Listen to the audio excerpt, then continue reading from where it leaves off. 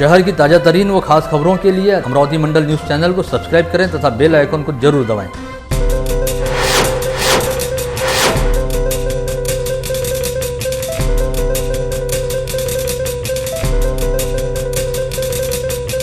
नमस्कार, दैनिक अमरावती मंडल के मंडल news bulletin में आप सभी का स्वागत है। आइए पेश करते हैं आज की कुछ खास खबरें। बीते शुक्रवार 25 सितंबर की शाम परतवाड़ा पुलिस थानांतर्गत अंजनगांव मार्ग पर स्थित सापन नदी के किनारे बने सापन मंदिर में कथित तौर पर जमीन में गड़ा हुआ गुप्त धन खोजने का प्रयास किए जाने और इस काम हेतु किसी युवती की नरबलि दिए जाने का प्रयास किए जाने की खबर बड़ी तेजी से वायरल हुई थी। इस घटना से संबंधित कुछ वीडियोज़ भी सोशल मीडिया पर जमकर वायरल हुए थे। कुछ लोगों ने यहाँ पर एक अधेड़ महिला व एक अल्पवयीन युवती को रोते हुए देखा था, जिन्हें दो लोग पुलिस थाने ले जाने की बात कहते हुए अपने साथ लेकर गए थे, लेकिन वे चारों लोग पुलिस थाने पहुँचे ही नहीं। वहीं दूसरी ओर सापन नदी के पास स्थित सावली दातुरा गांव के लोग जब इस हंगामे की खबर सुनकर मंदिर पहुँचे तो वहाँ मंदिर के सभागार में एक जगह खून बिखरा हुआ दिखाई दिया था। साथ ही वहाँ पर जादू टोने और टोटके जैसे तंत्र मंत्र वाले काम में प्रयुक्त होने वाली सामग्री भी बरामद हुई थी, जिसे लेकर संदेह लगातार गहराता चला गया। इस समय लोगों ने मंदिर के पुजारी स्वामी शिवचरण पुरी सहित वहां उपस्थित रफीक खान कासम खान नामक व्यक्ति को जमकर आड़े हाथ लेते हुए उनसे पूछताछ की थी और मामले की इत्तिला परतवाड़ा पुलिस थाने को भी दी गई थी, जिसके बाद पुलिस ने मामले की तहकीकात शुरू की और अब 2 दिन बाद इस मामले का पर्दाफाश हुआ है। जिसके बाद जो जानकारी निकलकर सामने आई है उसने सभी को हैरत में डालने के साथ ही यह सोचने पर भी मजबूर कर दिया है कि आज के विज्ञानवादी युग में अंधविश्वास की पकड़ और जड़ें कितनी गहरी हैं और पैसों के लालच में इंसान अंधा होकर रिश्ते नातों को भूलते हुए किस हद तक नीचे गिर सकता है। इस पूरे मामले में जो जानकारी सामने आई है उसके मुताबिक बीते शुक्रवार को अमरावती निवासी एक महिला खुद अपनी अल्पवयीन बेटी को लेकर अपने मुंह बोले भाई प्रतीक उदापुरकर व मुंह बोली भाभी सहित शोभानगर परिसर निवासी संतोष सोनोने नामक व्यक्ति के साथ ऑटो में सवार होकर परतवाड़ा पहुंची थी, जहां पर इन्होंने बस स्टैंड परिसर के निकट धामोड़िया प्लॉट निवासी शुभम मोडक व बबलू थोरात नामक 2 लोगों को फ़ोन लगाकर अपने आने की खबर दी और उसके बाद ये सभी लोग सापन मंदिर पहुंचे, जहां पर पहले से ही संतोष सुखदेव कलाने सहित संजय गायकवाड़ व रफीक खान कासम खान नामक ठेकेदार मौजूद थे। साथ ही यहां पर सापन मंदिर के पुजारी स्वामी शिवचरण पुरी ने तंत्र मंत्र विद्या के काम में प्रयुक्त होने वाला पूजा साहित्य भी उपलब्ध करा रखा था। इस समय अचलपुर परिसर निवासी नईम खान नामक व्यक्ति एक अन्य व्यक्ति के साथ सापन मंदिर में पहुंचा और इन सभी लोगों ने इस युवती को लालच दिया कि अगर वह उनका कहना मानती है और उनके कहे अनुसार हर काम करती है तो यहाँ पर पैसों की बारिश होगी, जिसके बाद सभी लोग मालामाल हो जाएंगे। इस समय वह अल्पवयीन युवती इन दोनों लोगों के कहे का मतलब समझ पाती उसके पहले ही इन दोनों लोगों ने युवती की माँ और उसके मुँह बोले मामा मामी सहित अन्य लोगों की आंखों के सामने उसके साथ जोर जबरदस्ती करने का प्रयास शुरू किया, जिसकी वजह से वह युवती हड़बड़ा गई और उसने इसका विरोध करते हुए शोर मचाना शुरू किया। इसके बाद सभी लोगों ने इस युवती को धमकाना शुरू किया और युवती के बिल्कुल भी नहीं मानने पर और लगातार चीख चिल्लाहट मचाने की वजह से सभी लोग वहां से हड़बड़ी में भाग निकले। ठीक इसी समय सावली दातुरा गांव निवासी एक युवक ने अपनी दोपहिया पर यहां से गुजरते समय इस बदहवास युवती और उसकी मां को सड़क किनारे खड़ा देखा था, जिन्हें 2 लोग अपने साथ दोपहिया वाहनों पर बैठाकर ले गए। यह दोनों लोग इस माँ बेटी के साथ सापन मंदिर में पहले से मौजूद लोगों में से ही थे, जो यहाँ से निकलकर एक बार फिर परतवाड़ा बस स्टॉप परिसर पहुँचे और वहाँ से युवती को उसकी माँ तथा मुँह बोले मामा व मामी के साथ ऑटो में बिठाकर अमरावती रवाना कर दिया गया। लेकिन उधर परतवाड़ा पुलिस ने मंदिर परिसर में मौजूद रफीक खान कासम खान व मंदिर के पुजारी स्वामी शिवचरण पुरी के साथ जब अपने पुलिसिया अंदाज में पूछताछ की तो पूरा मामला सामने आ गया, जिसके बाद पुलिस ने अमरावती के शोभानगर परिसर निवासी संतोष सोनोने प्रतीक उदापुरकर तथा 2 महिलाओं सहित परतवाड़ा के धामोड़िया प्लॉट निवासी शुभम मोहोड बबलू थोरात रफीक खान कासम खान पेशे से शिक्षक रहने वाले संतोष कलाने तथा अचलपुर परिसर निवासी नईम नामक व्यक्ति एवं संजय गायकवाड़ सहित सापन मंदिर के पुजारी स्वामी शिवनारायण पुरी के खिलाफ भारतीय दंड संहिता की धारा 354, 109, 120 व 503 सहित पॉस्को एक्ट एवं एट्रोसिटी एक्ट के तहत अपराध दर्ज करते हुए 7 लोगों को गिरफ्तार किया है। साथ ही 3 अन्य लोगों की तलाश जारी है। इस घटना ने साबित किया है कि विज्ञान ने चाहे कितनी भी तरक्की कर ली हो और आज इंसान चांद की सीमा को पार कर मंगल की कक्षा में प्रवेश करते हुए अनंत अंतरिक्ष की परिधि को नापने की तैयारी कर रहा है, लेकिन लोगों के भीतर आदिमकालीन अंधविश्वास ने आज भी काफ़ी गहरी पैठ बना रखी है। साथ ही अमरावती जैसे प्रगतिशील शहर से वास्ता रखने वाले और परतवाड़ा व अचलपुर जैसे व्यावसायिक शहर में कुछ लोग इस अंधविश्वास का बुरी तरह से शिकार हैं। इसके अलावा सर्वाधिक आश्चर्य का विषय यह है कि ऐसे अंधविश्वासी लोगों में पेशे से शिक्षक रहने वाले संतोष कलाने नामक व्यक्ति का भी समावेश है और इस घटना के जरिए मंदिर जैसे पवित्र स्थान को कलुषित व कलंकित करने का भी प्रयास किया गया। बहरहाल जिला पुलिस अधीक्षक डॉक्टर हरिबालाजी एन व उप विभागीय पुलिस अधिकारी पोपटराव अब्दागिरे के मार्गदर्शन में परतवाड़ा के थानेदार सदानंद मानकर व उनकी टीम ने महज 48 घंटे के भीतर इस पूरे मामले का पर्दाफाश कर दिया और पैसों की लालच में बुरी तरह से अंधे होकर रिश्तों और इंसानियत की मर्यादाओं को ताक पर रखने वाले 7 लोगों को गिरफ्तार कर लिया गया है। मामले में आगे की जांच अब भी जारी है। खवडी या गावी झालेल्या प्रकरणासंबंधाने पोलिसांनी अत्यंत मेहनत घेऊन जे प्रकरण होतं ते उघडकीस आणलं आणि यामध्ये एक मुलीचा तक्रारीवरून गुन्हा नोंद करण्यात आला। त्यामध्ये जे आरोपी अटक करण्यात आले आणि सदरचा तपास हा माननीय एलटीपी साहेब करीत आहे। त्यामुळे या प्रकरणी जी काही आपण चर्चा किंवा इतर ज्या गोष्टी होत्या त्याला आता विराम मिळालेला आहे आणि आम्ही कसोशीने प्रयत्न करून ज्या गोष्टी सत्य होत्या त्या बाहेर काढलेल्या आहेत। यामध्ये पोलिसांनी अत्यंत प्रामाणिक प्रयत्न करून शेवटी जी बाजू होती ती मांडण्यात आलेली आहे। त्यामुळे आपण लोकांना आवाहन करतो की असे काही प्रकरण असतील तर पोलिसांना सहकार्य करा आणि पोलिसांवर विश्वास। इस वर्ष कोरोना संक्रमण के खतरे को देखते हुए जबरदस्त धूम धड़ाका रहने वाला गणेशोत्सव पर्व एकदम सन्नाटे में गुजर गया। इसके साथ ही अब नवरात्रोत्सव भी बेहद सादे व सामान्य ढंग से बनाना पड़ेगा, ऐसी पूरी संभावना दिखाई दे रही है, क्योंकि कोरोना के लगातार बढ़ते संक्रमण को देखते हुए सरकार एवं प्रशासन ने गणेशोत्सव की तरह ही दुर्गोत्सव को भी सादे व सामान्य ढंग से मनाने का आह्वान करते हुए प्रतिबंधात्मक दिशा निर्देश जारी किए हैं, जिसमें सार्वजनिक दुर्गोत्सव व शारदोत्सव मंडलों में अधिकतम 4 फीट ऊंचाई वाली देवी प्रतिमाओं को स्थापित करने के निर्देश दिए गए हैं और कहा गया है कि इस दौरान 9 दिवसीय नवरात्रोत्सव के दौरान कहीं पर भी गरबा व डांडिया जैसे आयोजन भी नहीं होंगे। ऐसे में प्रतिवर्ष नवरात्र के अवसर पर दिखाई देने वाली रास गरबा व डांडिया की धूम इस बार दिखाई नहीं देगी। बता दें कि आगामी माह में 17 से 25 अक्टूबर के दौरान समूचे देश में नवरात्रोत्सव मनाया जाएगा और 17 अक्टूबर को घट स्थापना से नवरात्रोत्सव शुरू होने के साथ ही जगह जगह पर दुर्गा देवी व शारदा देवी की प्रतिमाओं की प्राण प्रतिष्ठा की जाएगी, जिसके बाद 25 अक्टूबर को दशहरा यानी विजयादशमी पर्व पर नवरात्रोत्सव का समापन होगा। प्रतिवर्ष नवरात्रोत्सव के दौरान बड़ी धूमधाम से दुर्गोत्सव व शारदोत्सव मनाने के साथ ही जगह जगह पर गरबा व डांडिया जैसे सार्वजनिक उपक्रम आयोजित होते हैं, लेकिन इस बार कोरोना संक्रमण के खतरे को देखते हुए इन आयोजनों पर प्रतिबंध लगा दिया गया है। इसके साथ ही सार्वजनिक तौर पर दुर्गोत्सव व शारदोत्सव मनाने वाले मंडलों के लिए भी काफ़ी कड़े नियम बनाए गए हैं, जिसमें सार्वजनिक मंडलों में देवी प्रतिमाओं की अधिकतम ऊंचाई 4 फीट निर्धारित करते हुए सार्वजनिक मंडलों से सोशल डिस्टेंसिंग के नियमों का पालन करना अनिवार्य किया गया है। इसी तरह के नियम गणेशोत्सव के दौरान भी लागू किए गए थे और उन तमाम प्रतिबंधात्मक नियमों को नवरात्रोत्सव के दौरान भी जारी रखा जाएगा। ऐसे में जिस तरह गणेशोत्सव के दौरान कहीं कोई भव्यता दिव्यता व धाम धूम दिखाई नहीं दी, उसी तरह नवरात्रोत्सव भी बेहद सामान्य व सादे ढंग से ही मनाया जाएगा। सुप्रीम कोर्ट के आदेश तथा यूजीसी द्वारा जारी दिशा निर्देशों के बाद समूचे राज्य के विद्यापीठों द्वारा 1 अक्टूबर से 30 अक्टूबर के दौरान पदवी व पदव्युत्तर पाठ्यक्रमों के अंतिम वर्ष की परीक्षा लेने की तैयारी की जा रही है। लेकिन जारी हालात के मद्देनज़र कहा जा सकता है कि इस समय परीक्षाओं का टाइम टेबल बनाने को लेकर सभी विद्यापीठों की परीक्षा चल रही हैं और विद्यापीठों को परीक्षा से संबंधित नियोजन करने में अनेक समस्याओं के प्रश्न हल करने पड़ रहे हैं। राज्य में इस समय अधिकांश परीक्षाएं ऑनलाइन तरीके से ही ली जाएंगी, जिसे लेकर ऑनलाइन परीक्षा लेने के लिए आईटी कंपनी की नियुक्ति करने से संबंधित समस्या सबसे बड़ी दिक्कत के तौर पर सामने आ रही है। इसी तरह इस समय राज्य के सभी अकृषि विद्यापीठों में शिक्षकेतर कर्मचारियों का कलमबंद आंदोलन जारी है। वहीं अक्टूबर माह के पहले सप्ताह में राष्ट्रीय स्तर पर होने वाली प्रवेश परीक्षा जैसी वजहों के चलते परीक्षा के नियोजन में कई तरह की दिक्कतें पेश आ रही है। ऐसे में पूरी संभावना है कि राज्य में 1 अक्टूबर की बजाय विद्यापीठ की परीक्षाएं 13 अक्टूबर के आसपास शुरू होंगी। इस समय तक शिक्षकेतर कर्मचारियों की मांगों से संबंधित मसले सहित अन्य तमाम कामों को पूरा कर लिया जाएगा, ऐसी पूरी संभावना दिखाई दे रही है।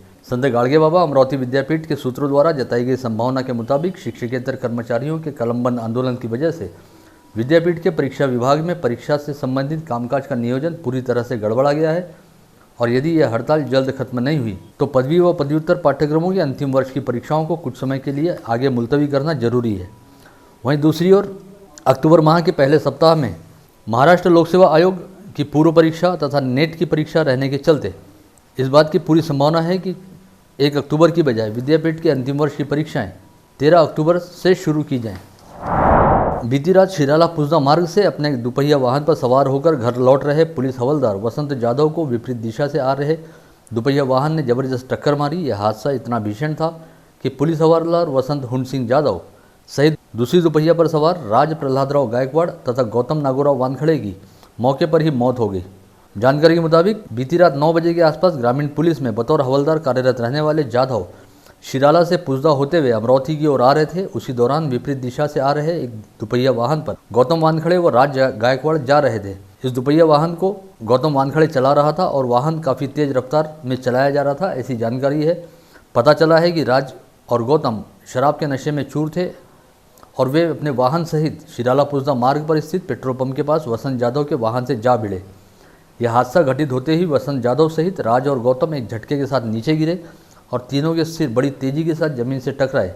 सिर पर गहरी चोट लगने की वजह से तीनों लोगों की मौके पर ही मौत हो गई। इस हादसे की सूचना मिलते ही वलगांव पुलिस का एक दल तुरंत ही मौके पर पहुंचा। घटनास्थल का पंचनामा करते हुए तीनों शवों को जिला सामान्य अस्पताल के शवागार में पोस्टमार्टम के लिए भिजवाया गया। राज्य सरकार के निर्देश पर जिला प्रशासन द्वारा शुरू किए गए मेरा परिवार मेरी जिम्मेदारी अभियान को सामाजिक, राजनीतिक, कला, क्रीड़ा व सांस्कृतिक क्षेत्र के विभिन्न गणमान्य लोगों द्वारा सहयोग मिल रहा है, जिसके तहत विश्वविख्यात श्री हनुमान व्यायाम प्रसारक मंडल के प्रधान सचिव पद्मश्री प्रभाकर राव वैद्य ने कहा कि सभी लोगों के साझा प्रयासों से ही हम इस वैश्विक महामारी को हरा सकते हैं। आपलं कुटुंब, आपली फॅमिली, आपलं स्वतः आणि समाज यांना महत्त्व देऊन जर प्रत्येकाने शासनाच्या नियमाप्रमाणे जर वागले तर जरूर कोरोनामुक्त होऊ।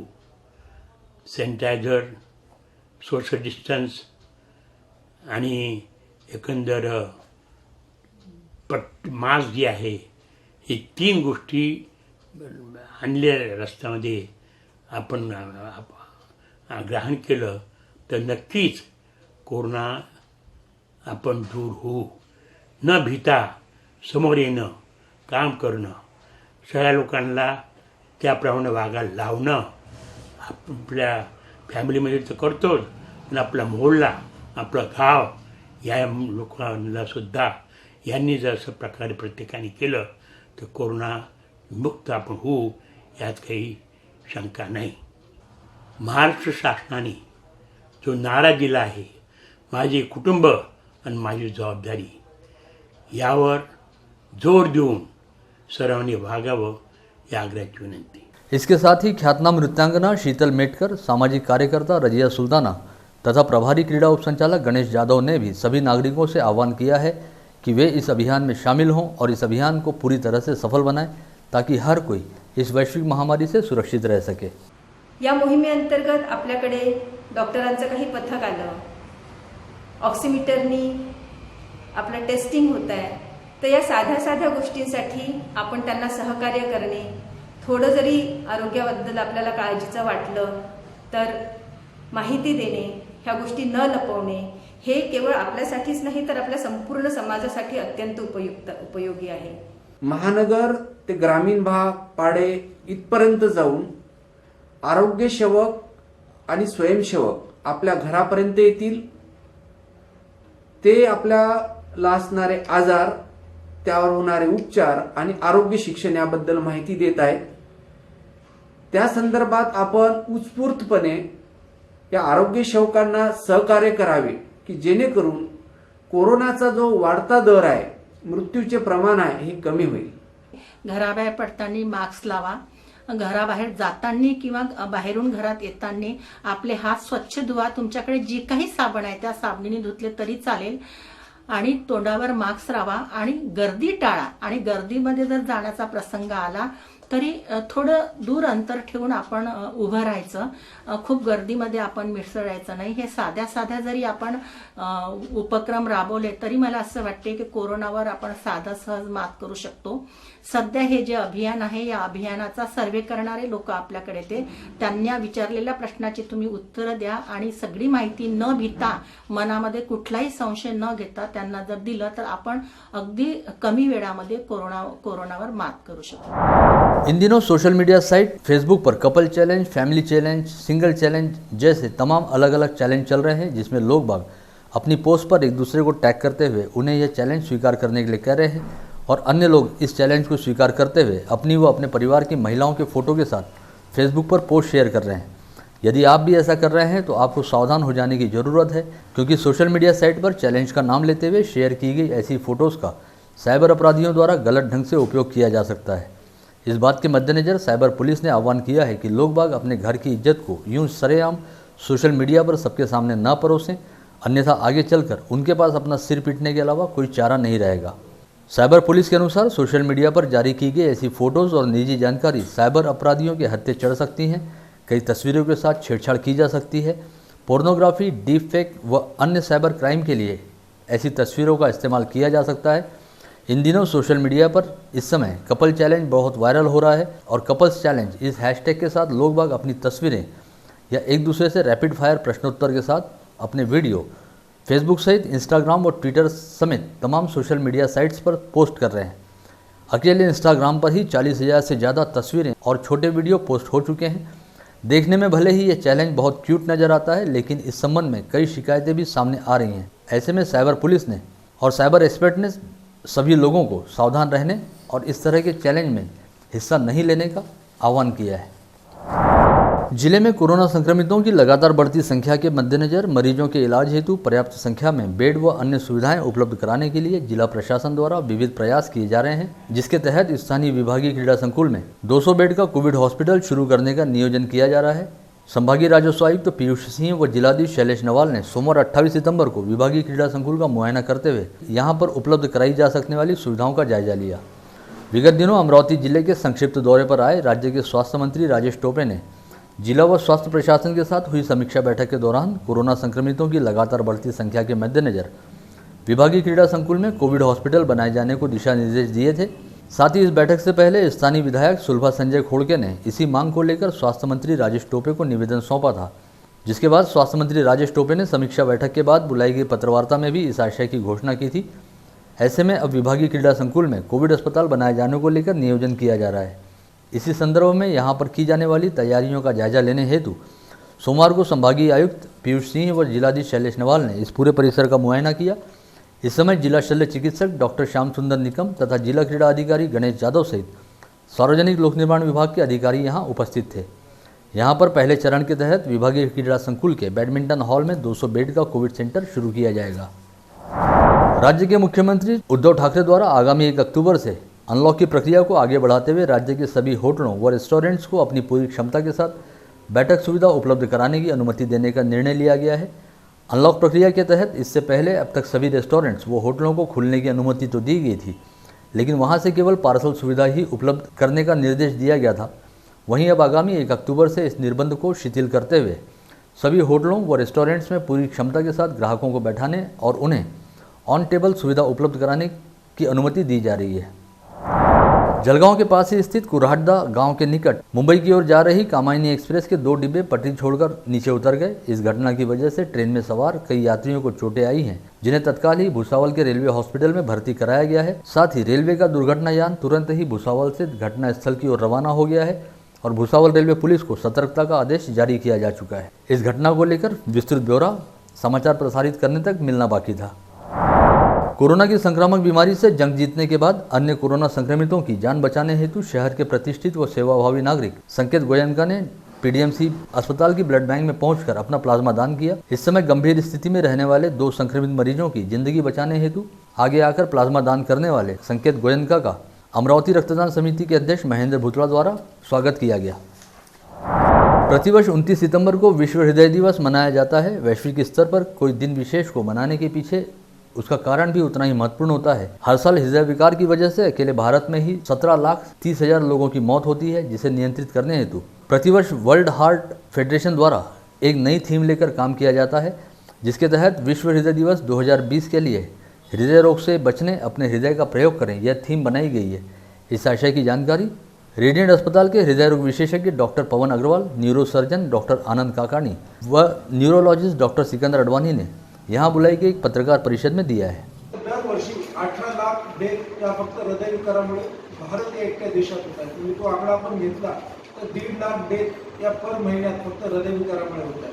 म्हणजे जेव्हा आपण जर करोना एवढ्या वर्ष याच्यापासून 6 महिन्यापासून कळतोय, मागच्या 6 महिन्यात करोनाच्या डेथ या जवळपास 70 ते 80 हजार आहे। पण जेव्हा आपण कार्डिओव्हास्क्युलर डेथ बघतो तर एका महिन्यात त्या डेथ जवळपास 1.5 लाखाच्या आहेत। हर 4 डेथपैकी तिसरी ते चौथी डेथ ही हार्ट अटॅकमुळे, म्हणजे पूर्ण भारतात कुठल्याही कारणामुळे मृत्यू होत असेल तर 4 पैकी 1 मृत्यूचं कारण हे हृदयविकार आहे। महाराष्ट्र राज्य पिछड़ा वर्गीय अनुदानित छात्रावास कर्मचारी संगठन द्वारा स्थानीय जिला परिषद कार्यालय में झोपा आंदोलन करते हुए मांग की गई है कि अनुदानित छात्रावास कर्मचारियों को मार्च 2019 से प्रलंबित रहने वाला मानधन तुरंत उपलब्ध कराया जाए। आंदोलनकारी छात्रावास कर्मियों का कहना रहा कि उन्होंने इससे पहले अपनी इसी मांग को लेकर 12 अगस्त से आमरण अनशन शुरू करने का निर्णय लिया था, जिसे प्रशासन द्वारा दिए गए आश्वासन के चलते पीछे ले लिया गया। लेकिन इसके बावजूद लंबे समय तक मानधन मिलने की प्रतीक्षा की गई और प्रशासन ने बकाया मानधन अदा करने में कोई रुचि नहीं दिखाई। ऐसे में अब प्रशासन को जगाने के लिए जिला परिषद कार्यालय के समाज कल्याण विभाग के सामने छात्रावास कर्मचारियों द्वारा झोपा आंदोलन किया जा रहा है। यवतमाल जिला परिषद के स्वास्थ्य विभाग में कार्यरत 89 वैद्यकीय सहायकों ने अकस्मात ही सामूहिक तौर पर अपने पद से इस्तीफा दे दिया है। इन सहायकों का आरोप है कि जब वे अपनी मांगों से संबंधित निवेदन सौंपने गए तो वरिष्ठ अधिकारियों द्वारा उनके साथ अपमानजनक व्यवहार किया गया। इतनी बड़ी संख्या में कोरोना काल के दौरान स्वास्थ्य सहायकों द्वारा इस्तीफा दिए जाने के चलते यवतमाल जिला परिषद में जबरदस्त हड़कंप मचा हुआ है।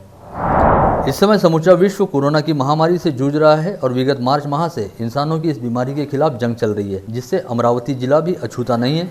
इन 7 माह के दौरान कोरोना संक्रमित पाए जाने वाले हर एक मरीज की जिंदगी बचाने के लिए जिला प्रशासन व स्वास्थ्य महकमे द्वारा दिन रात काम किया जा रहा है, जिसके चलते जहां एक और आए दिन बढ़ने वाली कोरोना संक्रमितों की संख्या की वजह से अमरावती जिले में कोरोना बाधितों का आंकड़ा 12,000 की संख्या को पार कर गया है और अब तक 279 लोगों की मौत हो चुकी है। वहीं दूसरी ओर जिला प्रशासन व स्वास्थ्य महकमे द्वारा किए जा रहे महत्वपूर्ण प्रयासों के चलते अब तक 10,000 से अधिक लोग इस बीमारी को हराकर अस्पताल से डिस्चार्ज प्राप्त कर अपने घर लौट चुके हैं।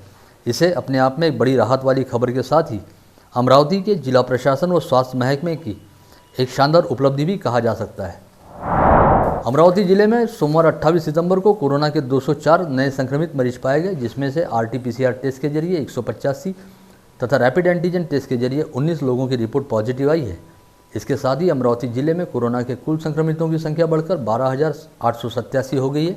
जिला सामान्य अस्पताल द्वारा दी गई जानकारी के मुताबिक सोमवार को 5 कोरोना संक्रमितों की इलाज के दौरान मौत हुई। ऐसे में अब कोरोना के चलते जान गंवाने वाले लोगों की संख्या 279 पर जा पहुंची है। इसके अलावा सोमवार को कोविड अस्पतालों से 275 लोगों को डिस्चार्ज दिया गया और अब तक कोविड मुक्त होने वाले मरीजों की संख्या 10,308 हो चुकी है।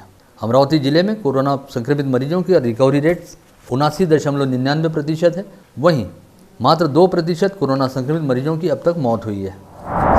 विगत लंबे समय से आरक्षण की मांग कर रहे धनगर समाज द्वारा सोमवार 28 सितंबर को स्थानीय जिलाधीश कार्यालय पर एक मोर्चा ले जाते हुए अपनी मांगों से संबंधित एक ज्ञापन सौंपा गया। साथ ही कहा गया कि संविधान में किए गए प्रावधानों के अनुसार धनगर समाज को अनुसूचित जमाती यानी ST संवर्ग में शामिल करते हुए आरक्षण सुविधाओं का लाभ दिया जाए और धनगर समाज को विविध योजनाओं का लाभ देने हेतु संबंधित विभागों को 1,000 करोड़ रुपए आवंटित किए जाएं। राज्य के मुख्यमंत्री के नाम सौंपे गए इस ज्ञापन में कहा गया है कि धनगर समाज विगत 70 वर्षों से खुद को ST संवर्ग में शामिल किए जाने की मांग कर रहा है, जिसकी ओर सरकार द्वारा बिल्कुल भी ध्यान नहीं दिया जा रहा। ऐसे में यदि यह मांग जल्द ही पूरी नहीं की जाती है तो धनगर समाज द्वारा महाराष्ट्र में रहने वाले केंद्रीय मंत्रियों के घरों में अपनी भेड़ बकरियां घुसाई जाएंगी। सरकार द्वारा महाराष्ट्र राज्य ग्रामीण जीवनोन्नति अभियान के ठेका कर्मियों के साथ करार का नूतनीकरण नहीं करने और इस अभियान का जिम्मा किसी बाहरी कंपनी को दिए जाने का फैसला लिया गया है, जो कि पूरी तरह से गलत है। सरकार के इस फैसले की वजह से जहां एक और ग्रामीण क्षेत्रों में महिलाओं के सक्षमीकरण का काम प्रभावित होगा, वहीं लंबे समय तक इस अभियान के साथ जुड़े रहने वाले हजारों लोग बेरोजगार हो जाएंगे। अतः सरकार अपने फैसले पर पुनर्विचार करे, इस आशय की मांग करते हुए उम्मीद अभियान के ठेका कर्मियों ने जिलाधीश कार्यालय पर 1 दिवसीय धरना आंदोलन करने के साथ ही जिलाधीश को अपनी मांगों का ज्ञापन भी सौंपा।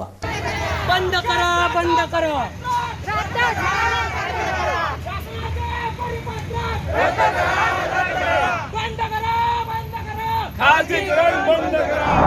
विगत अनेक दिनों से कहा जा रहा है कि अमरावती जिले में कोरोना संक्रमितों की संख्या लगातार बढ़ रही है, जिसकी वजह से मरीजों को अस्पतालों में भर्ती करने हेतु बेड संख्या कम पड़ने लगी है। साथ ही किस अस्पताल में मरीजों को भर्ती करने हेतु कितने बेड उपलब्ध हैं, इसकी जानकारी भी एक जगह पर उपलब्ध कराने की मांग जोर पकड़ रही थी, जिसके मद्देनज़र जिला प्रशासन ने शहर सहित जिले के सभी सरकारी व निजी कोविड अस्पतालों के कुल व उपलब्ध बेड्स की जानकारी उपलब्ध कराई है, जिसके मुताबिक इस समय अमरावती जिले में कोरोना संक्रमित मरीजों को भर्ती करने हेतु कुल 1457 बेड की व्यवस्था उपलब्ध है, जिसमें से 914 बेड पर मरीज भर्ती हैं और 543 बेड खाली हैं, जिन पर कोरोना संक्रमित पाए जाने वाले नए मरीजों को भर्ती कराया जा सकता है। वहीं दूसरी ओर रोजाना ही 150 से 200 कोरोना संक्रमित मरीजों को कोविड मुक्त घोषित कर उन्हें डिस्चार्ज दिया जा रहा है। ऐसे में फिलहाल यह चिंता बिल्कुल निराधार है कि अमरावती में कोरोना संक्रमित मरीजों को भर्ती करने हेतु बेड कम पड़ रहे हैं। व्यापारियों के सबसे बड़े एवं राष्ट्रव्यापी संगठन confederation of all India traders यानी कैट द्वारा समूचे महाराष्ट्र राज्य में विभागीय कार्यकारिणियों का गठन किया गया है, जिसके तहत अमरावती संभाग में सुरेश जैन व विनोद कलंत्री को वरिष्ठ उपाध्यक्ष नियुक्त किया गया है और श्याम शर्मा को संभाग के महासचिव पद का जिम्मा सौंपने के साथ ही अमरावती जिला समन्वयक की जिम्मेदारी भी सौंपी गई है। इसके साथ ही अमरावती के कार्तिक शाह को उपाध्यक्ष तथा पवन भुतड़ा एवं गणेश सोनी को अमरावती जिला समन्वयक की जिम्मेदारी सौंपी गई है। इसके अलावा इस कार्यकारिणी में अमरावती संभाग में शामिल रहने वाले अकोला, बुल्ढाना, वाशिम व यवतमाल में व्यापारी हितों के लिए कार्यरत रहने वाले व्यापारियों को विभिन्न पदों पर नियुक्ति की गई है। इस बार कोरोना की वजह से सभी विभागों में तबादले काफी देरी से हो रहे हैं और 15% नियमानुसार सामान्य तबादले हो रहे हैं। पुलिस विभाग में आगामी 30 सितंबर तक यानी अगले 2 दिनों में पुलिस अधिकारियों व कर्मचारियों के तबादले करने की सूचना पुलिस महासंचालक कार्यालय से प्राप्त होते ही तत्काल तबादले किए जाएंगे। फिलहाल तबादले हेतु प्राप्त सभी अधिकारियों की जानकारी शहर पुलिस आयुक्त डॉक्टर आरती सिंह द्वारा मांगी गई है और सूची बनाने का काम युद्ध स्तर पर जारी है। महिलाओं पर हो रहे अत्याचारों को दर्शाने वाली शॉर्ट फिल्म निशस्त्र का निर्माण सेवानिवृत्त डॉक्टर मुकुंद ढेरे द्वारा किया जा रहा था, जिसमें उन्हें एक अभिनेत्री की जरूरत थी, जिसके लिए उन्होंने फेसबुक पर एक टैलेंट हंट चलाया था और फेसबुक के जरिए संपर्क में आई एक युवती ने यह रोल करने के लिए अपनी सहमति दर्शाई थी। इसी दौरान लॉकडाउन शुरू हो जाने की वजह से फिल्म की शूटिंग रुकी पड़ी रही और लॉकडाउन के दौरान ही अलग अलग बहाने बनाकर इस युवती ने डॉक्टर ढेरे से 7,79,077 रुपये फ़ोनपे के माध्यम से हासिल किए, लेकिन बाद में वह युवती शूटिंग करने के लिए आई नहीं। इसकी शिकायत पर साइबर सेल पुलिस ने उस युवती के खिलाफ धोखाधड़ी का अपराध दर्ज किया है। पता चला है कि वह युवती गुजरात की निवासी है और अमरावती की पुलिस जल्द ही उसकी खोज में गुजरात रवाना होगी।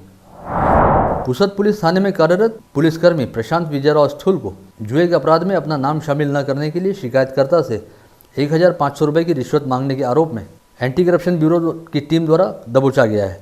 यह कार्रवाई पुसद के तहसील कार्यालय के सामने स्थित एक चाय कैंटीन में अंजाम दी गई। एसीबी की टीम मामले में आगे की कार्रवाई कर रही है। धामनगांव रेलवे के दत्तापुर पुलिस थाना क्षेत्र के मौजा धामनगांव रेलवे में प्रॉपर्टी व्यवसायी प्रमोद नारायण बूब के नाम 4 भूखंडों के नकली दस्तावेज तैयार कर करीब 1,50 लाख रुपए की धोखाधड़ी की गई। प्लॉट व्यवसायी की शिकायत पर यवतमाल निवासी शिवनारायण रामप्रताप भुतड़ा व पुरुषोत्तम भगवान चौहान के खिलाफ पुलिस ने धोखाधड़ी का अपराध दर्ज करते हुए आगे की कार्रवाई शुरू की है। गाड़गनगर पुलिस ने बीती रात कॉम्बिंग ऑपरेशन चलाते हुए महात्मा फुले नगर निवासी भूषण चंदू पोहोकार व लोहार लाइन निवासी रोहित सुनील सूर्यवंशी इन 2 तड़ीपारों को गिरफ्तार किया है। इन दोनों तड़ीपार आरोपियों को गिरफ्तार करने के साथ ही मामले में आगे की कार्रवाई की जा रही है। इसी के साथ आज का बुलेटिन यहीं समाप्त होता है। कल दोबारा आप सभी से मुलाकात होगी ऐसे ही कुछ खास खबरों को लेकर। तब तक के लिए नमस्कार।